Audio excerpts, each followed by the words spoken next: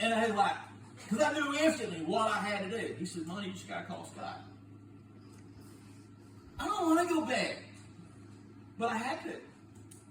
So I remember going and calling the guy. He said, yeah, come talk to me. And he made me walk around and show everybody that Monty come back home. Monty had to do it. Monty failed. But I remember the first paycheck I got, I called her and said, Amber, I got a paycheck. I hadn't got one in a long time. And I invented a phrase right then. Pride is what, Amber? They serve on a hungry man's plate. Pride is what they serve on a hungry man's plate. I didn't give a crap. Honestly, I didn't care. I just wanted a job. I'm tired of being broke. I'm tired of not having nothing. I'm tired of losing everything. I'm tired. I'm ready for change. And I don't care what I got to do to change. I'm ready because I'm responsible for my family. And what I was doing was not taking my family in a positive direction. I decided that I needed to sow something. And what did I have to sow? Pride. I had to bury that pride, look for it to grow into something else. And it's deep. Okay. So, all that being said, this is this guy thinking to himself, man, what am I going to do? What am I going to do? So it's funny what he did. He says, I have come to, he says, I have come, and I like how I thanks, because I got that part. I have come to a decision on what to do. So that when I am put out of my position, they will take me into their houses. And sending for everyone who was in debt to his Lord, he said to the first, what is the amount of your debt to my Lord? And he said, 100 measures of oil. And he said, take your account straight away and put down 50. And he said to another, what is the amount of your debt? And he said, 100 measures of grain. He says, take your account away, put down 80. And the Lord was pleased with the false servant because he had been wise. This is where I want to nail down. For the sons of this world are wiser in relation to their generation than the sons of light. Now, we're going to stop right there for a second. Now, you think about this thing. What he said is that, has anybody ever dealt with accounts receivable? What? Oh, I do. Yeah. So, Amber, when you've got accounts receivable, in other words, what's money to do? Okay, go ahead. All right? If you ever deal with like Walmart or anything like that on a commercial account, you got to understand they go 120 days plus before they pay. Because the longer they can keep from paying you, the longer they have that money. The more they make off their interest, believe it or not. So they go months without paying you. So what happened is that this guy went to these people. He says, Emily, how much did you owe Artie? Well, I owed him, $100. Well, I'll tell you what, I'll settle it right now for 80. Give me 80. And so the guy committed him for it. How can that kids do their food stamps then? But what happened is that he basically commended this guy. He says, because what you've done, you've had a little bit of time. You've actually used this time in a good way to set yourself up for this next world. And the thing is that what we fail to understand, because what he's talking about, he goes on and tells the story about using your wealth that you've been given, using your position that you've been given to set yourself up for this next world. And he goes on and he talks about that if God has blessed you with the money, and yet you do nothing with the money, you're going to be accountable for what you've done with this thing. But if you're faithful, if you just got a little bit of money and you're faithful with that money, he'll bless you more. But the thing is, that when he goes further, saying he says, use what you've been given to build up this next life. Because this guy's seen his next life. He realized, Dory, that he's getting ready to be unemployed, that he's either going to be begging or he's going to have to do some hard physical labor. So the thing is, so what he did was he considered how he could start building up and setting up for his next world. The point is with this thing is how are we as Christians? We have been given a death sentence. We don't know how soon it will be, but let's just take the reality. Chris, how old are you? 45. How old? 45. Imagine 40 years don't seem long. It does not seem long. But I guarantee you 45 is now closer to me. 85 is now closer to me than 45 is. I will never see 45 again. 85 is knocking on the door. I'm hurting in ways that I would have never imagined. My time is running short. So the question is, if we know that right now, every one of us in this room should all shake our heads and say, nope, there is not enough evidence to convict me. If you really consider yourself, oh yeah, I've got plenty of evidence to convict you, understand one thing, that's your pride. That is your pride saying, and you got an antagonist right now that's going, wrong, wrong. Because the person who considers themselves strong or considers themselves wise, what the Bible say about that? You better check yourself before you wreck yourself. Because, yeah, you're not as wrong, and you're not as good, as strong, and righteous. He said, because your righteousness is as what to him? Dirty rags, minstrel cloth. That's what he's talking about, minstrel cloth. So the thing is that when we're looking at our righteousness and we're looking at our world, what are we sowing them? This guy knew, Kerry, that he was in trouble. So he had to sow what little authority he had left. So he went out and sold these debts. He had the authority.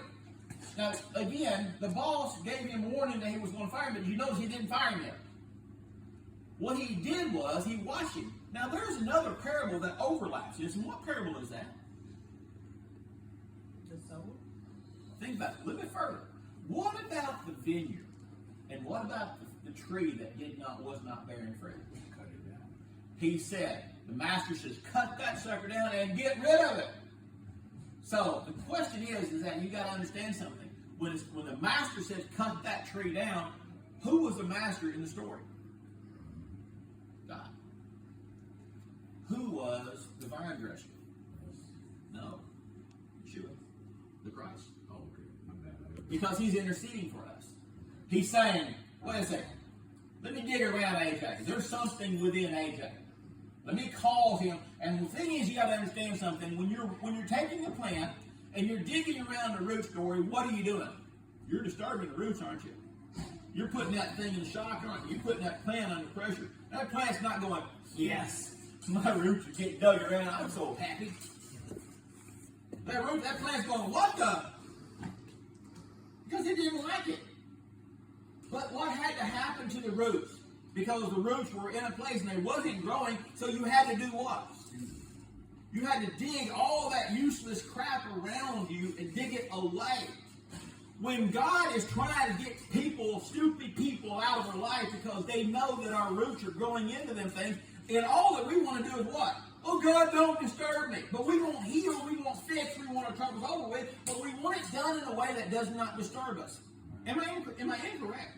No. But the thing is that the only way God is going to bless us is to dig this crap around us away. Then put the new stuff. Then we're going to sit there and we're going to have to think about saying, do we want to grow or we want to die? You realize it's that choice that you make.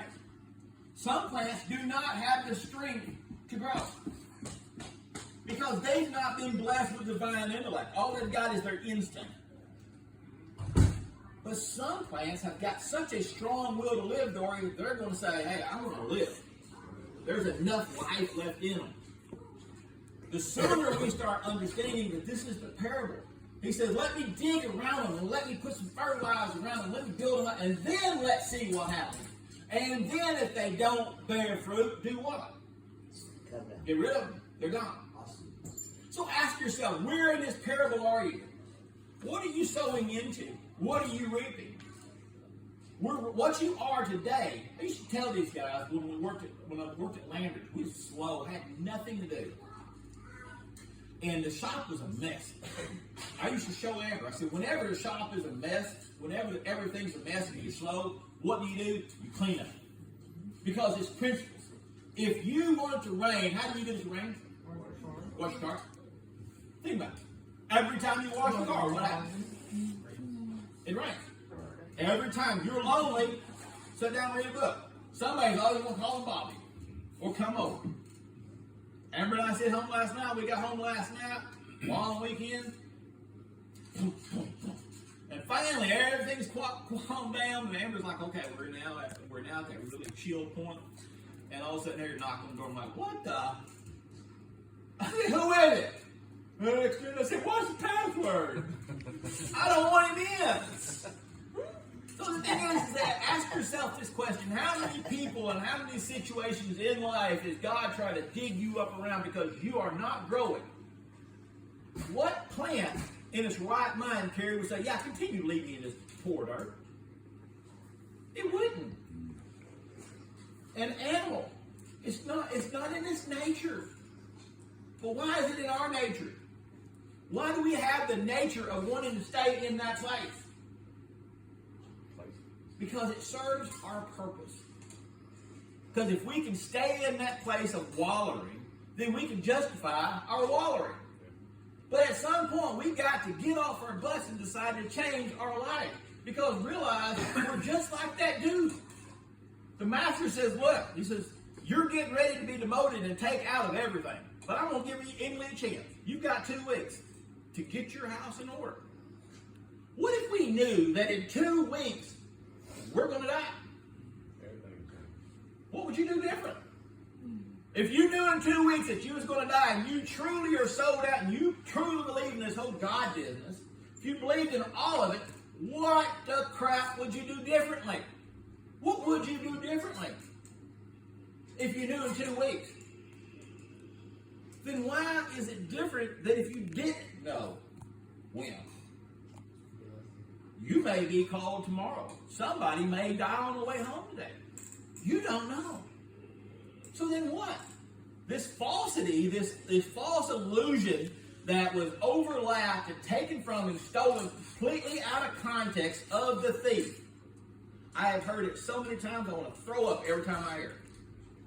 Well, what I want to do when I'm on my deathbed, I'm going to ask to sit down and go to God. And I'm going to, you may have heard that? I've heard that many times. You realize that is the dumbest thing in the world anybody has ever said. Only thing dumber than that right there is when somebody tells you to follow your heart. Remember the 2 dumbest things ever spoken in the world. Because the Bible is clear. The heart is deceitful above all things. Then what's the last thing we should listen to, Ashley?